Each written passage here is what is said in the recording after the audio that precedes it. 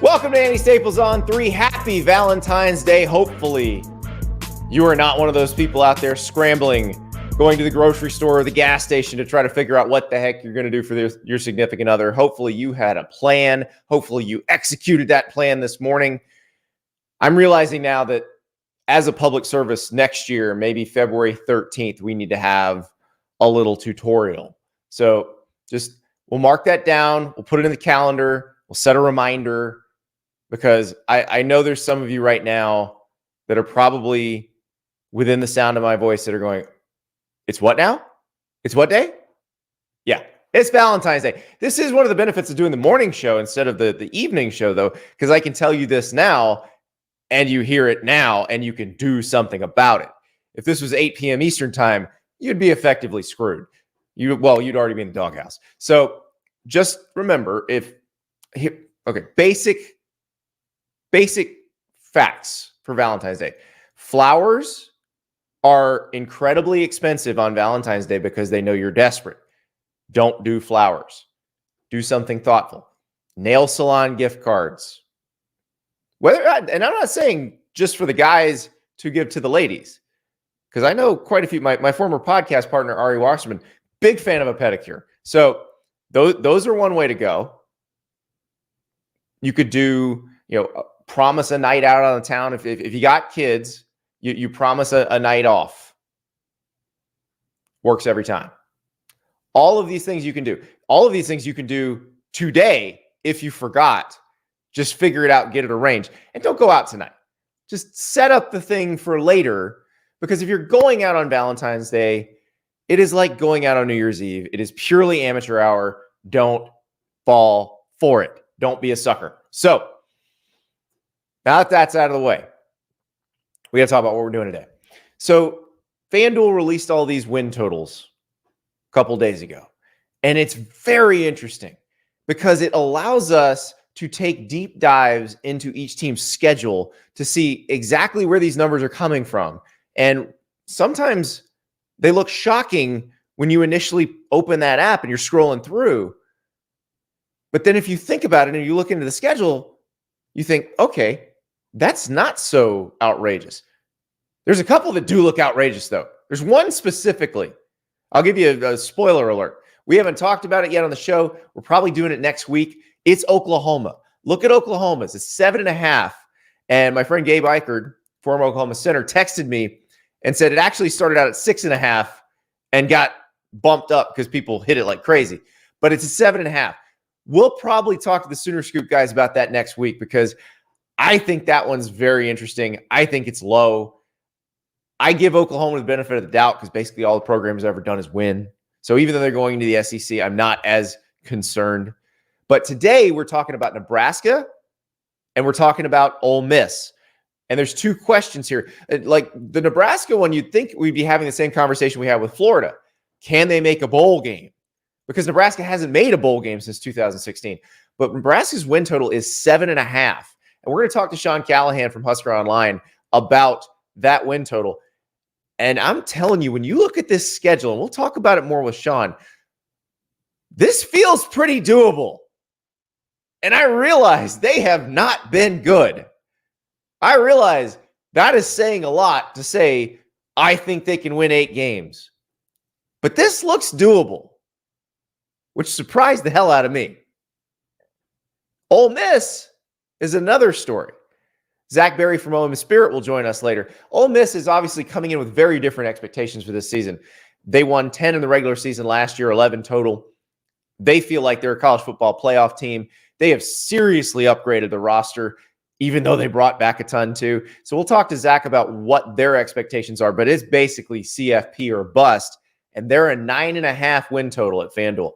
So what that means, if they go over, they're getting into the playoffs. So you're basically deciding with your wallet, do you think Ole Miss is going to make the playoff or not? And I think it's a really interesting question. And you look at the schedule, and the thing we have to do with these schedules, and this is why this is such a fun exercise right now, because all of this is relatively new.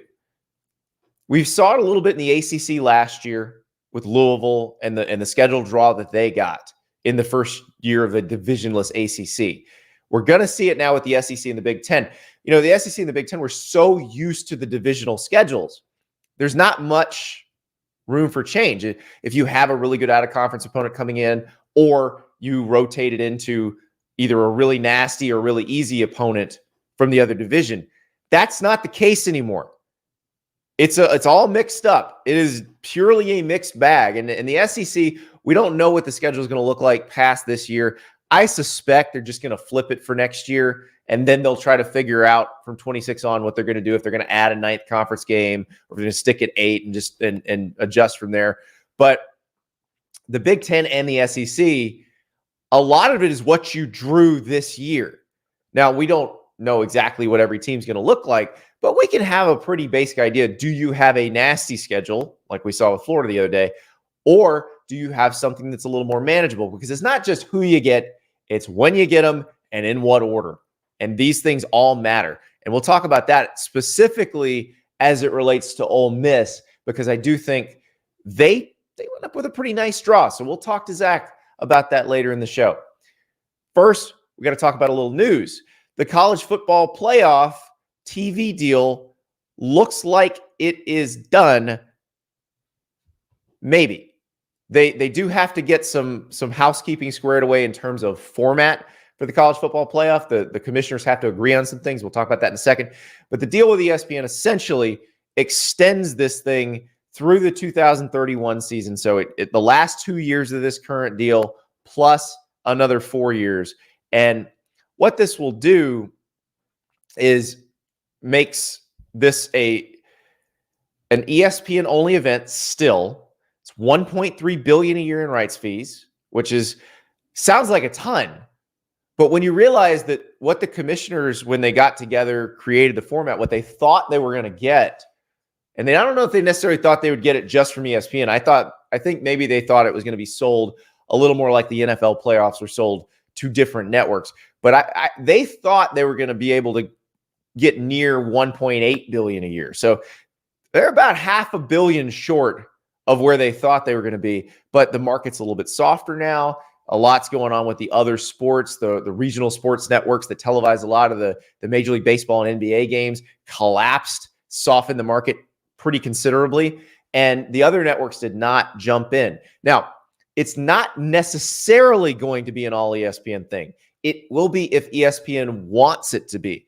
But ESPN has negotiated the right to sub-license games. So if it winds up being super popular and Fox or NBC or CBS says, hey, we have to get in on this, ESPN could sell them the rights to some games and they could join in. And if you're ESPN, you do that if that's the more profitable option. And we don't yet know if that will be the more profitable option. But we also know that ESPN and Fox are about to get into business together in a streaming service. So it may be that it's beneficial for both parties to do something like that down the road. But a couple things have to get cleared up. They need to vote on format, because remember, they want to change the format. With the implosion of the Pac-12, they don't want to go 6 automatic bids, 6 at-larges. They want to switch it to 5 automatic bids, 5 at-larges, 5 highest-ranked conference champs automatically in, and then 7 at-larges. Did I say 5? This is a bad at math show. But right now, it's the 6 highest-ranked conference champs. So to do that, they need a unanimous vote. And there is the sticky wicket that is the former Pac-12, which we are now calling the 2-pack, because there's only 2 teams.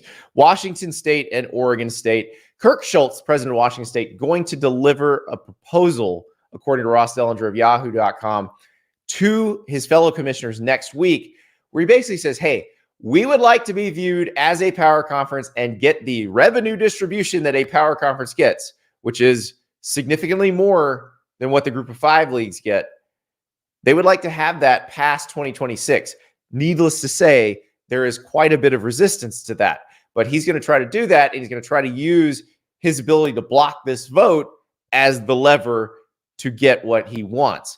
Now, he says he's all for 7 at-larges, 5 automatic bids, because there was a little rule change that the CFP commissioners made before all this happened, that basically a two-team conference is not going to qualify for an automatic bid. You need to be a bigger conference. And also, the two-pack needs to get to at least 8 schools by 2026 to be recognized as a conference by the NCAA. But they do have a transitional period where they can stick with 2 if they want to.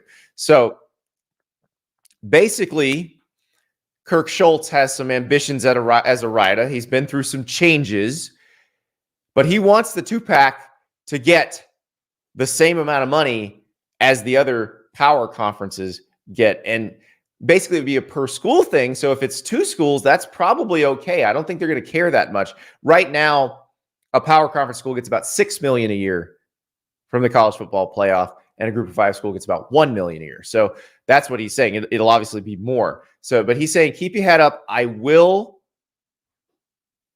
vote for the 5 automatic bids, 7 at-larges. He might even say, how do you want it? Because he's also going to say, I ain't mad at you. But the two-pack does have more control than you would think any 2-team conference would have. So we shall see. And if you got any of that, I love you. If you have no idea why I was saying the words I was saying, you probably need to listen to some more hip-hop. But we will see what happens. That will get straightened out. Meanwhile, in Tennessee, in a federal courthouse in Greenville, Tennessee, the NCAA and the Attorney General of Tennessee went at it on Monday in a hearing for an injunction that would table essentially the NCAA's NIL rules until there can be a trial in this case involving the state of Tennessee, the Commonwealth of Virginia, and the NCAA. We don't yet know what Judge Clifton Corker will do. We know Clifton Corker has said he thinks the NCAA will ultimately lose a trial. The question is, does he feel like there's enough damage being done in the meantime to issue the injunction, which would essentially invalidate the NCAA's NIL rules until the trial happens? My guess is if he does that, there will never be a trial and the rules will just go away.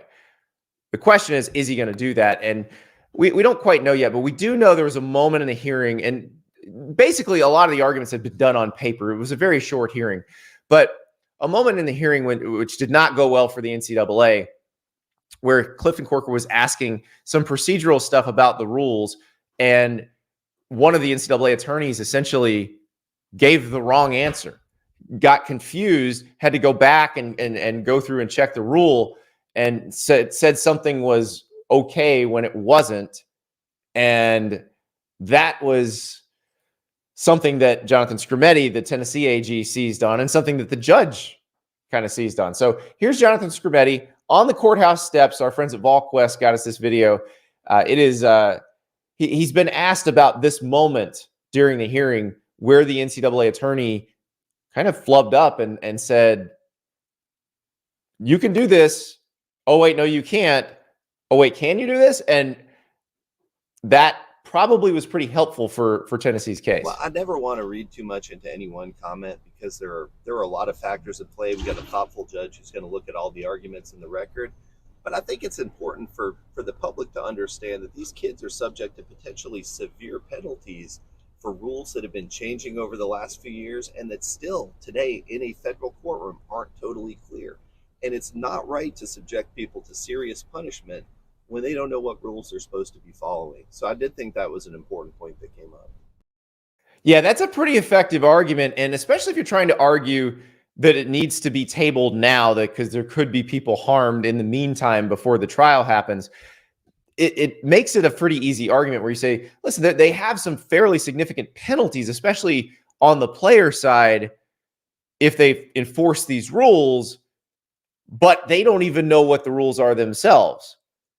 And it's understandable. The rules have been changing, going back and forth, and it has been a very influx process. So Skrmetti was also asked whether he thinks the judge is going to grant the injunction, and he said he's not sure. Yeah, whatever happens today is not going to tell us what's going to happen in the long run. This is about immediate relief and whether the NCAA can continue to threaten enforcement of these rules in the short term. In the long run, we're fighting about whether these rules are legal at all, and that's the most important part of it. That's the big fight. So it'll be maybe a week, maybe a couple weeks before Clifton Corker issues his ruling on the injunction. And once he does, we'll have an answer. Are the NCAA's NIL rules in effect right now? It's going to be pretty interesting couple weeks. So once he issues that, if he says the injunction's granted, Katie, bar the door. If he says, no, we're going to wait until the trial, then everything's still in effect. Tennessee potentially still being investigated by the NCAA. Florida still being investigated by the NCAA. Other schools possibly still being investigated by the NCAA over NIL, quote unquote, violations committed over the past couple of years. It's going to be a fascinating process if that happens, because they'll be trying to invalidate those rules at trial. Side by side, the investigations would probably still continue. Although, again, I don't know why the NCAA decided to do this now, because it does not work well for them in the long run. It ends badly no matter how this goes. But if the injunction gets granted, then it probably just kind of ends. So we shall see. But now we got to talk win totals. We got to talk schedules. We got to dive deep. We're going to start out in Lincoln, Nebraska, where they have not made a bowl game since 2016. But things are looking up in Matt Rule's year 2. One of the biggest recruits Nebraska has signed, Dylan Raiola, quarterback. He's on campus now. And there is a lot of hope heading into Matt Rule's year 2, including from our friends at Fanduel, who set the over-under for wins at 7.5, which seems pretty high for a team that hasn't made a bowl game since 2016. We talked to Sean Callahan about whether that number is too high or possibly too low. Joined now by Sean Callahan of Husker Online. We're talking win totals this week because our friends at FanDuel dropped a lot of win totals on us. And speaking of a lot of wins, the folks at FanDuel predicting more wins for Nebraska than we've seen in a mighty long time, Sean. The number is 7.5. Yeah, I'll be honest, Andy. I was a little just surprised how hot it came out of the gates. I thought, hey, they'll trend. I mean, get it 6.5. But when you take a couple steps back, look at the schedule, look at their first 7 games, look at the Power 5 opponents. Yes, Colorado is in Lincoln, but it's Rutgers in Lincoln. It's Illinois in Lincoln. It's Purdue and Indiana on the road. Year 1 coach in Indiana. Purdue was arguably one of the worst teams. They lost a lot of players that were good off that team a year ago. So it's about as manageable of an opening 7 games as you're going to have. And if you have a freshman quarterback like Dylan Raiola, it's a heck of a lot better than having to open back-to-back weeks on national televised games at Minnesota and at Colorado like Jeff Sims had to do this past year. Yeah, and you think about that, really one fewer turnover in the Minnesota game. We're looking at Nebraska's season entirely differently because it does end in a bowl game probably. And, they're coming with a little more momentum. But this does look like it sets up nicely for the first bowl trip for the Cornhuskers in a long time. You mentioned Dylan Raiola, and I think that's another very interesting piece of this because the way that quarterback recruiting shook out and the way that depth chart shook out, Kyle McCord took a visit, but then wound up deciding to go to Syracuse. This is Dylan Raiola's show, it feels like. Yeah, he's got to come in the spring. There's 3 scholarship quarterbacks. Hunter Carberg, who was the primary starter a year ago, is back, but he got hurt and obviously down the stretch struggled once his body got banged around. And then Daniel Callahan, another Elite 11 freshman, will be here, but it's all set up for Raiola. I mean, if he comes in and does what everyone thinks he can do, it's hard not to see him as the starter. The arm talent, they just haven't had that in this program in a really long time. Well, and I'm curious because the Colorado game is a great litmus test, I feel like, because they played them in week 2 last year. That was the turnovers again got out of control at the end of the first half, and then the game just completely got away from them. It feels like it'll be a good way to see how far the rest of this team has come under Matt Rule. Obviously, if it's Raiola, the starter, he's new, but everybody else who's been there, what do they look like? Tony White's defense is back. Are they still as good as they were? Yeah, Tony White's defense is going to be really good next year. There's a reason why Nebraska had no NFL Combine invites because all their guys that are good have come back for the most part. Nash Hutmacher, Ty Robinson, Jamari Butler, all come back on the front. And then Princewell Umanyalan and some really talented guys on the next level, pass rushers, MJ Sherman. You go down the line, and then they return, 5 of their 6 top DBs, led by Tommy Hill, who led the Big Ten in pass breakups. He's back. Isaac Gifford returns. So it's a really, really good back. So that Colorado game, when you just kind of start to look ahead, they're a really good matchup because the secondary is going to be good. And that stadium will be a hornet's nest for Deion Sanders to come in here, because that game just didn't sit well in the state. People obviously did not like to see Nebraska lose in that type of manner to Colorado. And you got to believe that will be big noon kickoff on Fox, 2:30 CBS or NBC. That will be a big stage for that game when Deion Sanders comes to Lincoln. And Colorado will just finish tangling in its season opener with North Dakota State, which is not really an easy out. Like that's not a guaranteed win either there. So that's going to be very intriguing. Nebraska starts with UTEP, so that's you're breaking that in.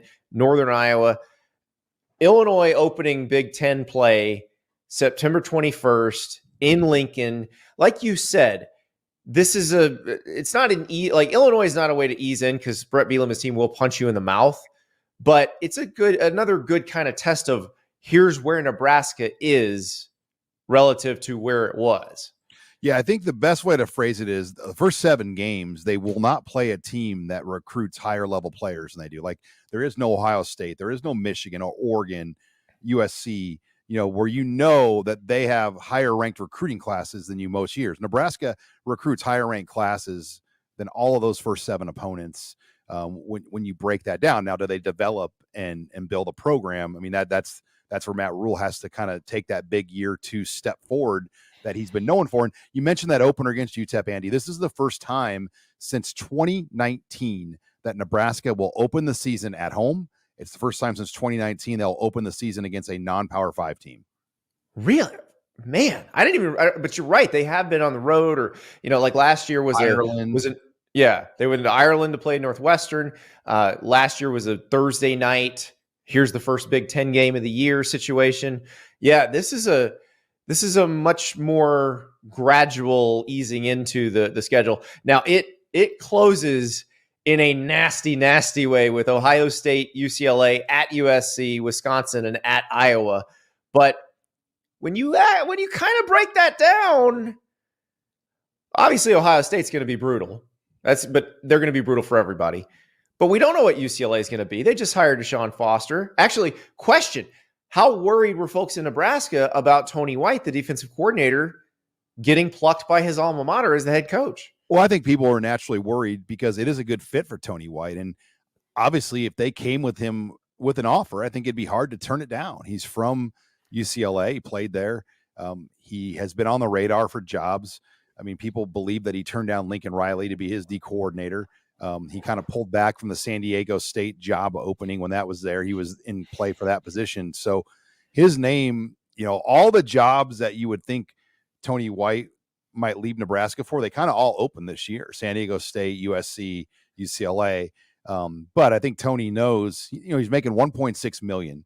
He's one of the highest paid assistant coaches now in the Big Ten Conference, I believe, top 2 or 3 now. So he's well paid. And I think another good year with this defense, kind of sustaining what they did in year 1.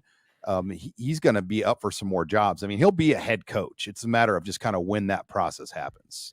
So it's possible that Nebraska can split the LA teams. We actually don't know what USC is going to be. I mean, I'm curious. I mentioned this on the show yesterday.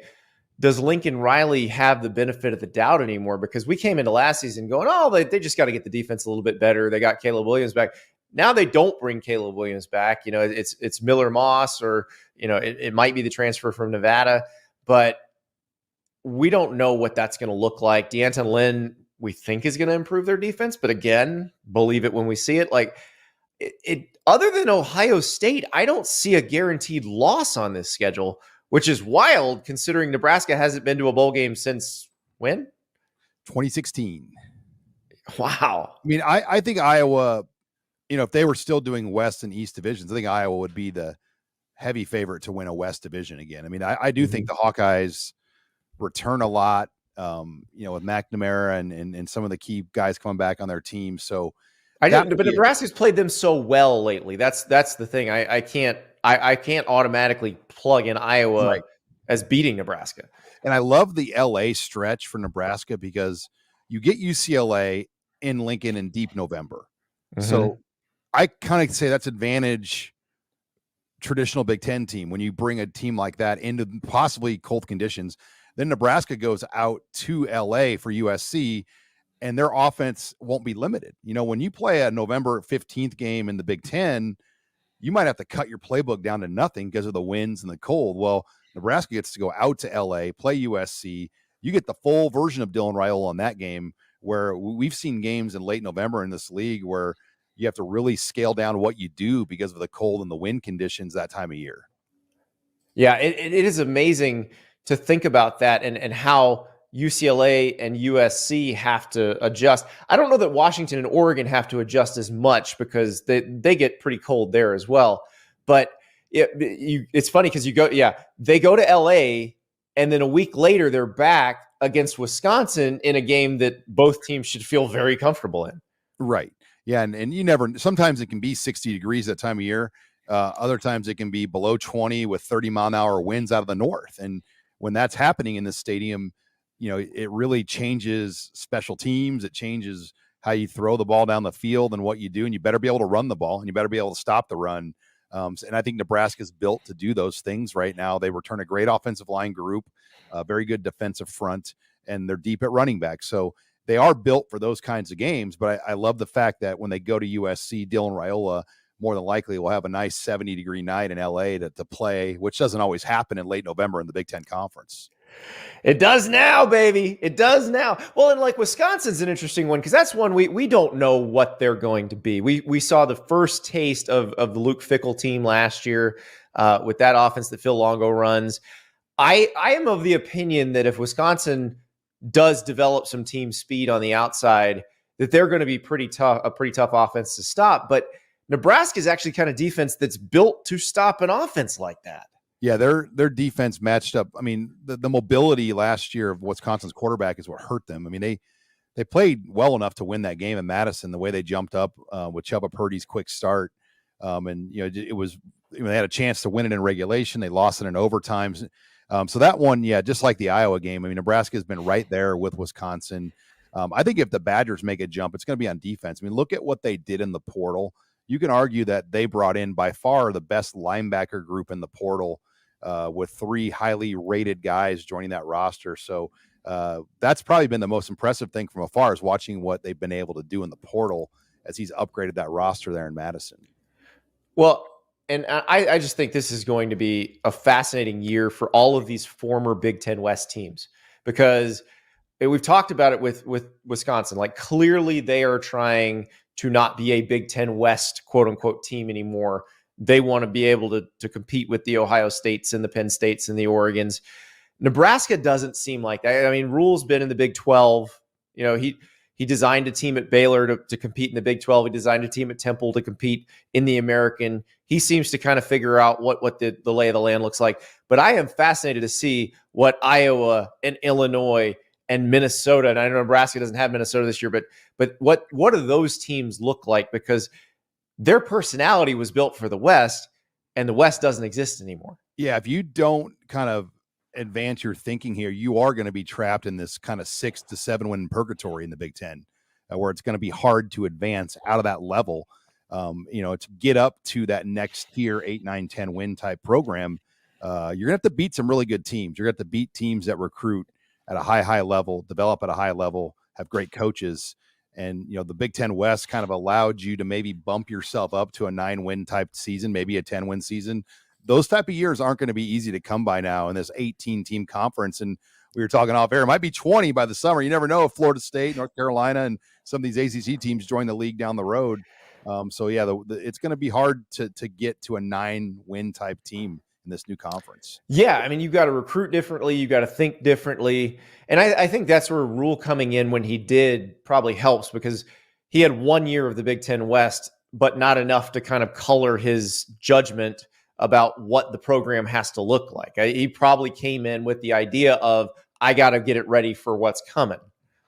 And then you think about the injuries he battled with quarterbacks and running backs, and all of his top receivers were down. I mean, he lost his top running backs, his top receivers, and the transfer quarterback they went all in on ended up being a bust. So his year one, just to even get 5 wins, and they should have made a bowl. That's the disappointing thing. They could have probably won 7 or 8 games. And I think that's what upsets a lot of Husker fans, how close they were to getting back to a bowl. But if that would have played out, maybe they don't get Dylan Raiola. I think the way the quarterback spot reopened itself back up because Chuba Purdy, Jeff Sims, Heinrich Harburg really never grasped it. That probably played as big of a factor of getting Dylan Raiola. So you can argue that the way things ended probably played a huge factor to get Raiola to Lincoln. Yeah, it definitely feels like early playing time was very important to Raiola, because if you look at the timing of the flip from Georgia, coincides pretty closely with when Carson Beck made a definitive decision to come back, where obviously that job was not going to be open this year. So, this is, like you said, Raiola's show. What's it been like for him in Lincoln early on? Is he as big of a rock star as you would imagine? Yeah, I mean, he's everywhere. I mean, he's already probably having to go into back doors and wear hats around town because, I mean, he's more recognizable than anybody in this town. And I mean, I was coaching a first grade girls basketball game in one of those giant multi-gym complexes, and he rolled in and, took a bunch of pictures with a group of second grade boys and autographs. And, you see him sitting courtside at basketball games next to the athletic director of Trev Alberts. I mean, it's been wild just to think the first month what it's been like for him here. And obviously we don't know the terms, but we know he's got a significant NIL agreement with the 1890 collective and other things in place. So he's unlike any other student athlete that's probably come on this campus in a long, long time, especially in the NIL era. Reminds me a little bit of when I was covering Florida and Tim Tebow was a freshman, and my wife and I are in Best Buy, and so he's played the majority of his freshman season at that point. So it's between the regular season and the bowl game. And my wife and I are in Best Buy, and as we're walking out, we see Tim and his older brother walking in. And I just kind of pointed out to her, I was like, "Hey, that's Tim Tebow." And she's like, "Oh, that's interesting." And so we walk out, and I ran into the wife of one of the assistant coaches a couple days later. And I said, "Yeah, we saw Tim at Best Buy the other day."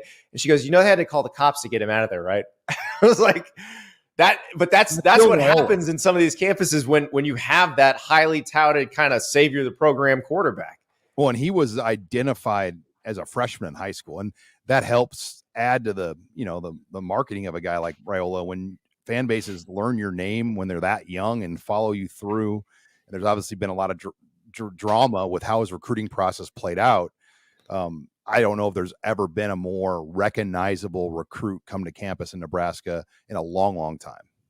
Well, it's going to be fascinating to see what happens. And it's interesting because it feels like that defense will take some pressure off him.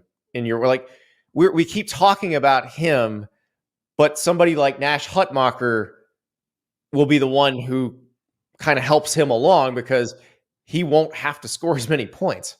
Well, and remember, Rule wants to run the ball. He wants to play with tight ends and a fullback. I mean, he uses that San Francisco 49ers model as the style he wants to play on. I mean, that's how they want to build their team, with interchangeable parts, guys that can come in and play tight end, fullback, receiver, running backs. And he believes like that's their way that they can build a winning roster. So yeah, Raiola is going to be a huge part of it if he wins the job and everything goes fine, but they want to have a lot around him too. Yeah, and we know that Rule, he has this fullback camp to go find his Kyle Juszczyk. The question is, can you get your Christian McCaffrey and your Deebo Samuel? That's the tricky part. Yeah, I know you're right. The fullback camp's back, by the way, and all right, and yes. the postgraduate camp, and they found like 2 players from that camp. James Williams, who had some sacks in games this year, came from like the postgraduate just show up and try out camp. Wow. It's amazing. And it's a little old school flavor from Nebraska. The program that had the best walk-on program in the country. Like they seem to, that's the interesting is Rule does seem to have embraced the things that Nebraskans love about their program, but he's also trying to build it for the new Big Ten. When they can also pay walk-ons now. I mean, that's the other thing. I mean, the collective has been huge. I mean, there's probably 3 or 4 guys they signed as walk-ons that would have been scholarship level guy any other year. But because of the flexibility of NIL, they can get these guys in as walk-ons, and then they can enter some NIL agreements. It is a brave new world of college football, Sean Callahan. And it might be a world where Nebraska can go over 9.5. 9.5. I'm mixing Nebraska and Miami up there. Miami is actually 9.5. Nebraska might be able to go over 7.5, which I think they'll take over 9.5, but I think they'll also take over 7.5 right now. Hey, people would take 6 in a trip to Detroit right now. I mean, just get into a bowl game. I mean, that's the first step this program needs to get back to kind of build what they want to be. Well, Eminem has a restaurant at Ford Field called Mom's Spaghetti. So if they were to make it there you go. Although you go over 7.5, the bowl destination probably gets a little warmer.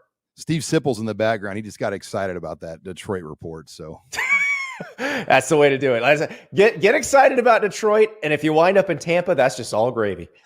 All right. I'm looking forward. It should be a fun year. And spring ball doesn't start until the end of March. So we've kind of got about 6 weeks of just dog days before spring ball. That's just more time to get excited about Dylan Raiola. Thank you, Sean. Thanks, Andy. All right. After the deep dive into the Nebraska schedule, I am feeling a little more confident about that 7.5. And I also am a believer that luck sort of balances out. And that was not a lucky team last year. That was a team that there were a couple games probably could have swung with a different bounce of the ball. And I do feel like those things even out. So kind of like the over in that one. And did not think I'd hear myself saying that when I first saw it, but it is a very interesting number. Another number that I think is about right, but I kind of expected it to be a little higher is Ole Miss. So they are at 9.5. And Ole Miss obviously made it to New Year's Six Bowl, brings a ton of people back, also added a lot through the transfer portal. Huge expectations for Lane Kiffin's team in 2024. We talked to Zach Berry from OM Spirit about that 9.5. And how do you feel about going toward double digits? We welcome Zach Berry of OM Spirit, and win totals week continues because Fanduel dropped all these win totals on us. And well, first of all, the Super Bowl just ended. There's no football for a good long time. We need to think about football. We need to think hearty, positive football thoughts, Zach. So what better way than to try to figure out how does Ole Miss get over 9.5 wins? Because that is the total has been set. That is the same as Alabama, the same as LSU, and the only two schools in the SEC that have a higher projected win total, Georgia and Texas at 10.5. So interesting spot that's not where Ole Miss is used to starting the season, but given the way last season ended, given everybody who's back, it feels like the right spot. Do you have that stat handy when the last time Alabama's win total was this low? 2016.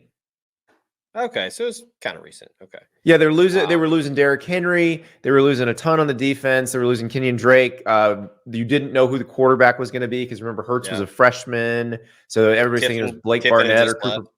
Yep, Kiffin had just left. Yeah, so full circle. That's exactly right. You know, we talk a lot about on our show. I believe you and I have briefly touched on it. I think this is Ole Miss. Jackson Dart coined the phrase, kind of stealing from Michael Jordan, calling it the last dance. A lot of guys came back on this team. They added a ton in the portal. And look, I do think this is the window for Lane Kiffin. I think this is when you have to strike and you have to take advantage with, in my opinion, the two toughest games on the schedule are at home in Georgia and Oklahoma. You get Georgia November 9th and Oklahoma late October. You get a nice runway in the beginning of the year with four, I call them cupcakes, Furman, MTSU, Wake Forest. At Wake is not anywhere near as dangerous as it was in recent years, but yeah, two or 3 years ago, you're looking at that like a coin flip, but now you're not thinking that way. And then Georgia Southern, and then you go head first into SEC play Yeah, I think 10-2 is absolutely a realistic thing. And I know with FanDuel with the 9.5 with the hook, it makes it tricky because let's say Ole Miss loses one, it's not supposed to, or there's some injury concerns. Guys are banged up, they lose a tight one. Last second field goal type deal. 9-3. I'm still sticking with 10-2.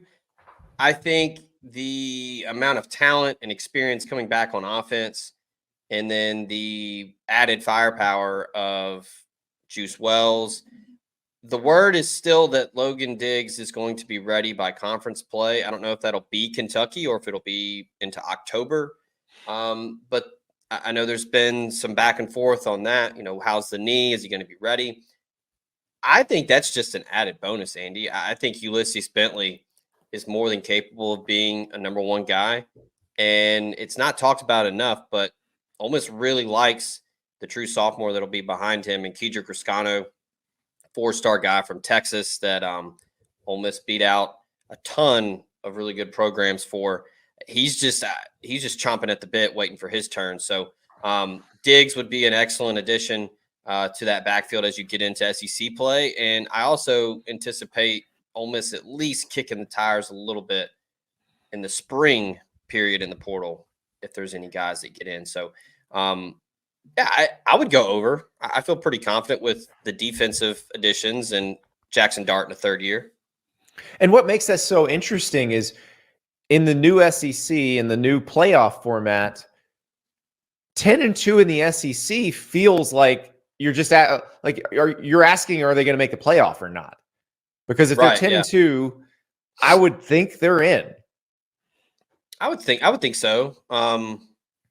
In truly 9-3, nowhere near a guarantee. But depending on what, especially with their non-conference schedule. Yeah, if it's a weird year where it's a bunch of people are losing, and it'll be top heavy. It's always going to be top heavy with at least 2 or 3 people running the Michigan, Ohio State running the table. Maybe you have somebody in the ACC, Florida State keeps pace with what Norvell's built down there. But yeah, I mean, if it gets kind of bogged down around that, 6, 7, 8 seed range, that could be something that you could slide in there, depending on, Andy, the metrics that the committee looks at? Because I feel like it's changes the same every ones. year. It's allegedly the same ones. It's supposed to be 12 best and not 12 most deserving or anything like that. What will be interesting to see, I am curious, like you just mentioned, what are they going to use? Because I do think strength of schedule probably should matter quite a bit more here. And a 9-3 team that played a brutally tough schedule, or a 9-3 team that played what is perceived to be an easier schedule, I would think that would be an easy tiebreaker for you. So and Ole Miss, as these things go, got a nice draw from the SEC, and their non-conference is not so bad.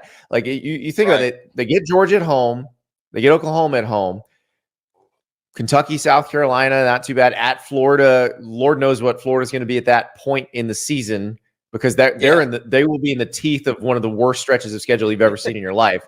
It's but so bad. Yeah, it is terrible. God. Nick Delatorre and I talked about it this week, and it every time you look at it, it looks worse. So now that said, you got to go to the Swamp the week after you play Georgia. There is a, do you get beat? Yep. Well, actually, there's an open date. That's right. It's a 2 open date season. I keep forgetting that. I hate they don't put it in the schedule, because I don't want to do math. That's why. It is tough. But it is. This is fascinating, because let's talk about what Ole Miss brings back, because we keep saying it, but I think offensively, to help people understand, Trey Harris had a great first season in Oxford, and then had an NFL decision to make. He decides to come back. Prieskorn, the tight end, decides to come back. Everybody knows what happens with Quinshon Judkins. He left. Ulysses Bentley, who averaged 6 yards a carry, 6.7 yards a carry, is back. And then most of the line. Yeah, so bring back pretty much everybody up front. And then, oh, by the way, you add 2 guys from the Joe Moore award-winning offensive line from Washington and Nate Calippo, Julius Buello. You also bring in Jerquan Scott from Southern Miss, a guy that's played a ton of football, experienced guy that's going to be on the interior, help with, again, Kiffin. That's Kiffin's MO. We're going to run the football. We're going to be physical, and then we'll set everything up off of that. But yeah, I mean, it got to the point last year where Trey Harris was just, he was damn near automatic. I mean, in the Peach Bowl, I was shocked that everybody in the bins knew number 9 was getting the football, and Penn State just couldn't stop him. I mean, it was nothing fancy. It was just an over route or a comeback or a curl or, just it wasn't a trick play, no window dressing. There was nothing fancy. Just, hey, he's our best guy, and we're just going to keep throwing it to him until you stop it. And Penn State couldn't do it, and nobody really could last year. Well, and the Juice Wells edition is the one that it kind of depends on which Juice Wells you're getting. Are you getting the healthy version who was just, unstoppable, or are you getting the one who was banged up for most of the season last year at South Carolina and you never really got to see it? There's a possibility that Juice Wells might be the best receiver in the SEC if he's healthy. Well, and I think it's big for Ole Miss with Trey Harris and Jordan Watkins coming back. You're not having to ask Juice Wells, hey, we need you to come in and be the dude and catch 10, 12 balls a game. Now, he very well could catch 10, 12 balls a game if people are just bracketing Trey Harris, taking away Jordan Watkins in the slot.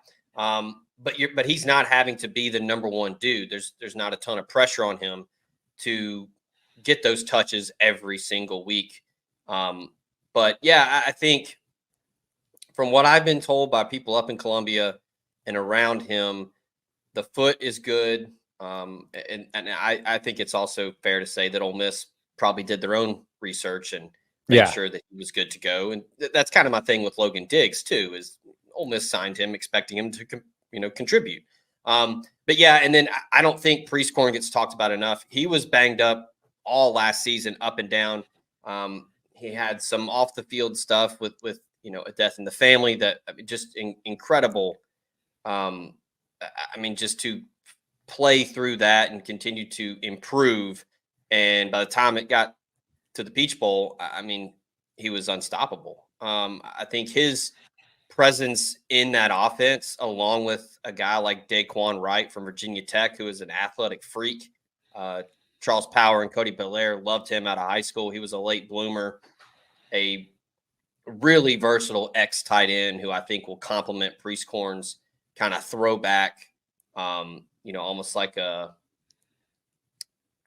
Jeremy Shockey type tight end who's a big physical possession guy who's going to get those first downs for you. But Daquan Wright's a dude that can really spread the field and get out in space. So the offense, it's crazy to even think the offense is getting so much attention in the same cycle when the defense lands Walter Nolan, Princely Umamielen, Pooh Paul, Trey Amos. The defensive additions are pretty loud as well. Well, and the defensive additions were pretty critical because offensively, we kind of know what we're getting from Ole Miss. And obviously, if Juice Wells is a healthy version of himself, you're talking about an offense that could be as productive as maybe that LSU one last year when they had Jaden Daniels and Brian Thomas and Malik Neighbors. But this one on defense, you saw in the Georgia game, it was like, okay, this is where Ole Miss is deficient. This is just up front defensively. This is where they have to get better. And they did. They went out and so Princely Umamielen was one of Florida's better defensive linemen. He hopped in the portal and they picked him up. Walter Nolan, everybody knows, was a number 1 overall recruit, signed with Texas A&M. It was kind of up and down, but when he's on, he lives up to the hype. Yeah. You get the number 1 defensive lineman in the portal, the number 2 edge, the number 3 wide receiver. Trey Amos, I don't think is getting enough pub. Oh, from Alabama, yeah. When I talked with Travis Rayer from BOL, I was like, you've seen him. I want to hear what you have to say, but here's my scouting report. Nick Saban thinks that he's legit, so there you go. Well, yeah. When Terrion Arnold went out against Tennessee last year, they threw Trey Amos in and felt completely comfortable with him in their defense. And you saw how good that secondary was last year. So if he was good enough to hang in that secondary, he's going to be good enough to play pretty much anywhere. Yeah, I mean, he's the number one corner there any other year when Kool-Aid McKinstry and Terrion Arnold are NFL guys. But hey, in the SEC championship, Kool-Aid gets hurt. They bring him in, puts the clamps down on Brock Bowers. Had a couple big pass breakups late in that one. So, yeah, it's a seasoned guy, and he was really good at Louisiana before he got to Alabama. So, again, the theme of experienced, older guys that are going to come in, know the deal. They're going to buy into the whole pro mindset, the culture that the locker room already has with the returning production on defense. Because JJ Pegues is back. Jared Ivey's back. TJ Dudley got to play in the bowl game. He will be eligible for the full season, coming off the edge, playing some outside linebacker. So it's a defense that is still, John Saunders is back. I think the secondary is going to be very different and look very different. But I think, Yam Banks is someone that doesn't get talked about a lot, as a lot of these guys committed in kind of a flurry where it was 2 or 3 at a time, where it was a lot of excitement. And then there are a couple guys that don't get talked about enough. But Yam Banks, NFL scouts love him. He had a decision too and decided to play one more year back closer to home. So it's going to be a fun defense. It's going to look very different, but I'm excited to see what Pete Golding does with them. Well, and the Lane Kiffin question is he going to start winning the games that maybe they aren't supposed to win? Because they've gotten to the point where they win the ones they're supposed to win now. And last year it was Alabama and Georgia. Okay, could you get over the hump? And it doesn't happen. This year it's definitely Georgia at home. I honestly don't know if there's another one of those, because I think Oklahoma, depending on where they're at, Ole Miss, good chance they're favored in that game. At LSU, we don't know what LSU is going to be. Yeah. And that's mid-October. It's on the road. So winning on the road in the SEC is hard no matter what. That's the big thing that I'm sure you've talked about it plenty with people with Texas and Oklahoma. I've heard a couple, national guys, shout out to Roddy Jones. He mentioned it on a show a couple months ago where, hey, Texas and Oklahoma, you're not going to have these sleepy road games anymore where people are, reading a novel and just kicking back. I mean, this is going to be week in, week out, raucous environments, especially Texas. No disrespect to Oklahoma, but I mean, Texas is going to be everybody's Super Bowl this year. Everybody hates Texas. So it's even teams that have never played them before hate them. Yeah. And I mean, I think that's a very underestimated thing that people are talking about it. But I think once it's a tangible thing that you can see on a Saturday where, and I know Quinn Ewers in Texas beat Bama in Tuscaloosa already, so they can do it. But week in, week out, are you going to? It's actually funny with Texas, because sort of the knock on Texas was they would play up or down relative to the level of competition. Like, you almost worry with Texas, like if they come into a hyped road environment against an inferior opponent, they're like, oh, we are supposed to show up today. And so, although I think they've probably solved that. Like, the consistency feels there with Texas. We don't know yet with Oklahoma. Like, it's interesting that you mentioned kind of the sleepy somebody reading a book. Well, now, I wasn't reading a book. I believe it was knitting at Kansas a few years ago.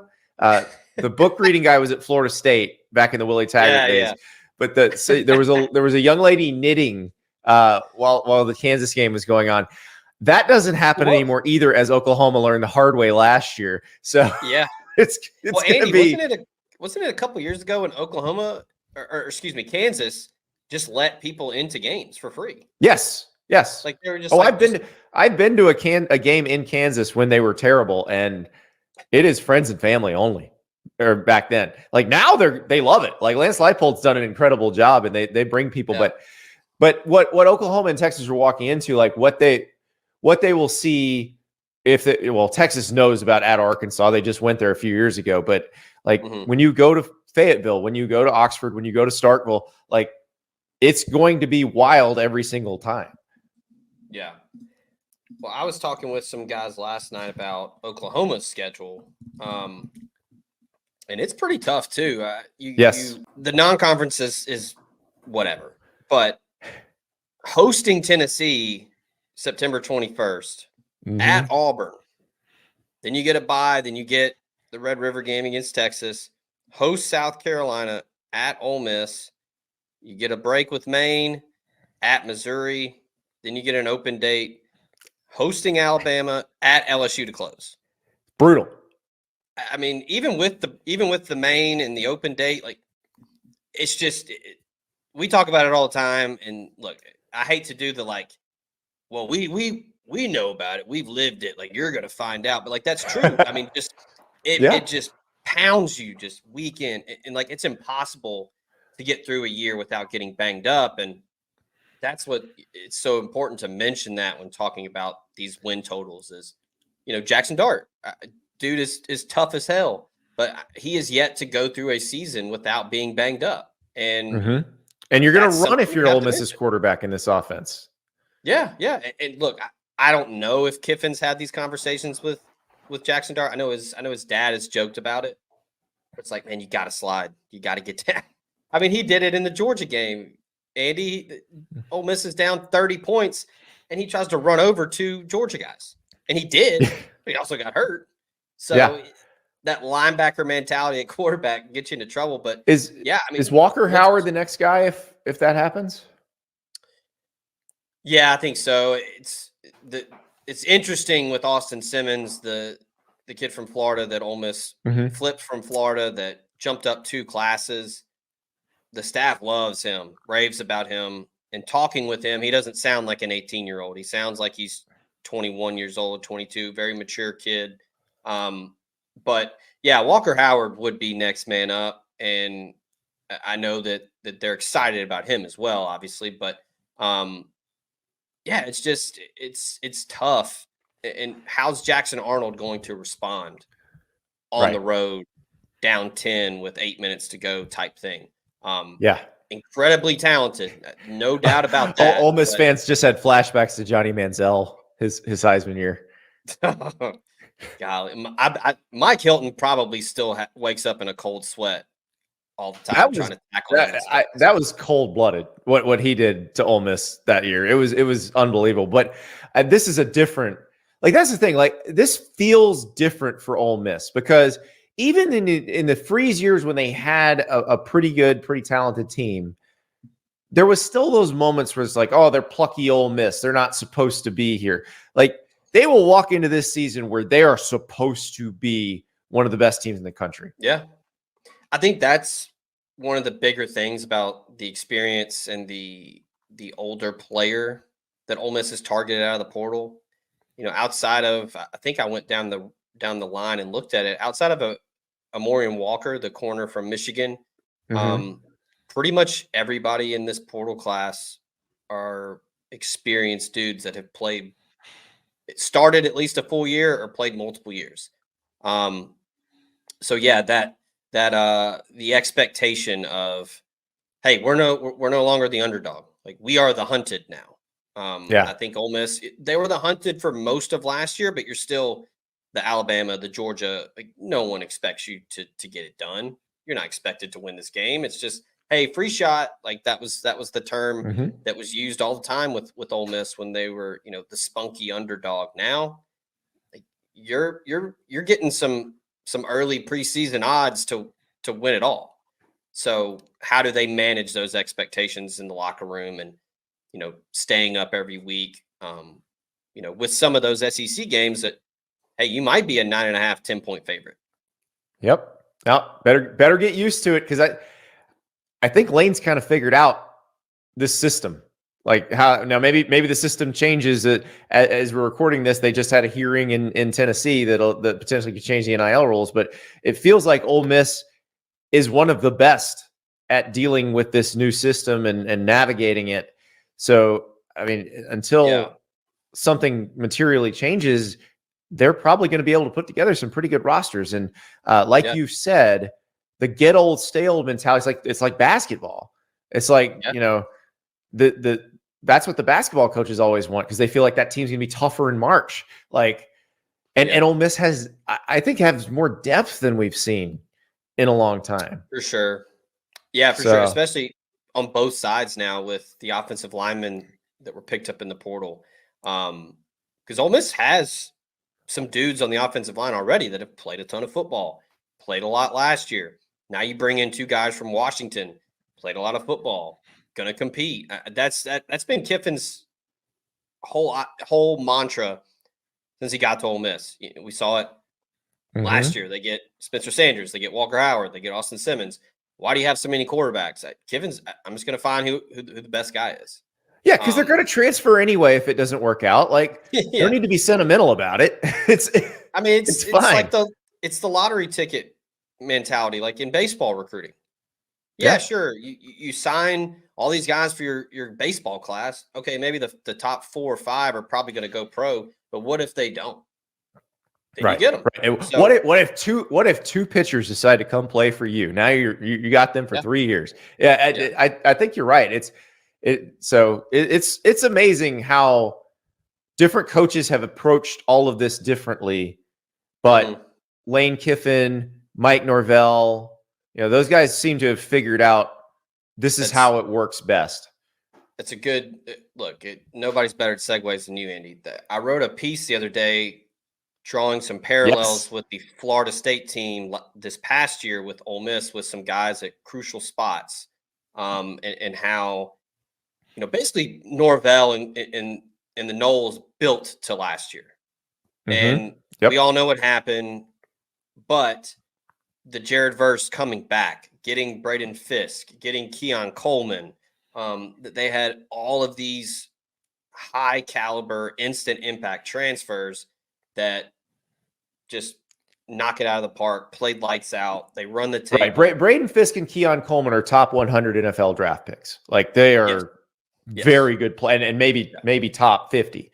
And that's exactly. I mean, that's your Juice Wells. Like, Juice Wells, Keon Coleman is the hope. You hope that Juice Wells does for Ole Miss what Keon Coleman did for Florida State. You're exactly right. So, well, Zach, I think you may have convinced me. I think I may be able to go over on Ole Miss too. This is because it is literally FanDuel asking the question, do you think Ole Miss is going to make the playoff? And pretty much, yeah. I look at the schedule and I think it's a distinct possibility. So, Zach Berry, thank you so much. Yep. See you. Thank you to Zach Berry of OM Spirit. Thank you to Sean Callahan of Husker Online. We're doing some more of these deep dives into the schedules because this is so much fun. And it's got me pumped for this season. I know it's a long time. I realize they just played the Super Bowl. It's a long time till we get another football game. But this is helping me get through these days. And I just love diving into these schedules because it's so different. This is going to be such a different season. It's going to be very exciting. This is very exciting. Tomorrow is a Dear Andy show, which means you drive the show. You decide what we talk about. So ask me your college football questions. Andy_Staples on Twitter. Andy_Staples on Instagram. AndyStaplesOn3@gmail.com. If you would like to email a longer question, or you want to turn the video on yourself and be marginally internet famous for a little bit to ask your question. We do love the video questions. So send those my way. We will answer them on Thursday's show. Thank you so much for doing that, by the way. I love your questions. I love to know what you're thinking about. And I'm hoping that we're giving you some food for thought with these deep dives into these schedules, because it is definitely making me think a lot about what this season is going to look like. And I got to tell you, I'm getting very, very excited. So excited to see your questions.